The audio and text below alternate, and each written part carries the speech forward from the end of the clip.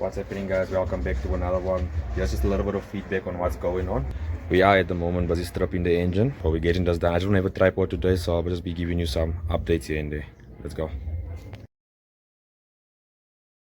It's a few days later. We do have the City Golf in the garage. Well, working outside also wasn't just a good idea. But now, at least now we can get the engine out.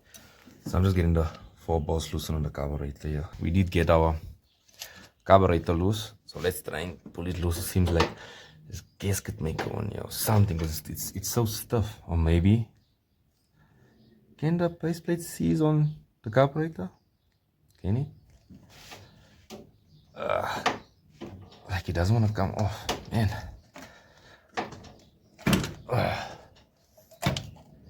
Yes, as I expected, base plate is short. It's bad. Oh, got a petrol leaking out now on my end. It's better than the carburetor. The base plate is gone, like there's no rubber anymore.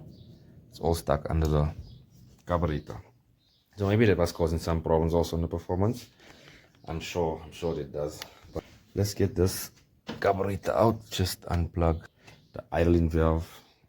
Carburetor out. A lot more to go. We're gonna get our CVs loosened up now. Our CV, our inner CVs. So I'm not gonna take it out of the wheel, but I will be just loosening it on the gearbox and getting the engine and gearbox out together one time. About to jack the car up so we get the CVs out. But always remember, before jacking the car up or getting the car up on a jack or a jack stands, at least do make sure that you got either brakes or wheel stoppers, just to make sure that the car doesn't roll while you're underneath it, because if that happens, you're out. Game over. This is where we're at now. We got a car on the jack stands. You can see it looks kind of bad underneath there, but we're gonna try and sort it out as well. But for now, see, we got our CV here. I only checked up the one side because I can access both sides on our inner CVs. But as you see on this inner CV, we have 13 balls going right around.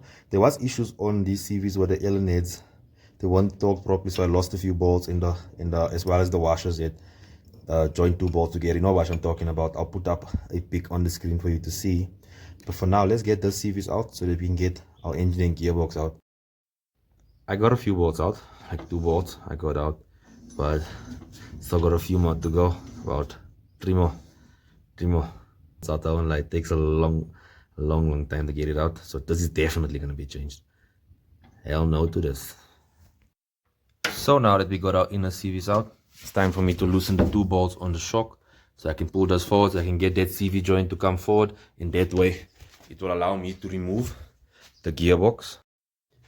We got our shock loosened from our knuckle, drive shaft loosened, also inner CV is gone from the gearbox. Now our mission is to loosen our gearbox mounting, getting this mounting loosened, as well as getting this mounting loosened. Let's go.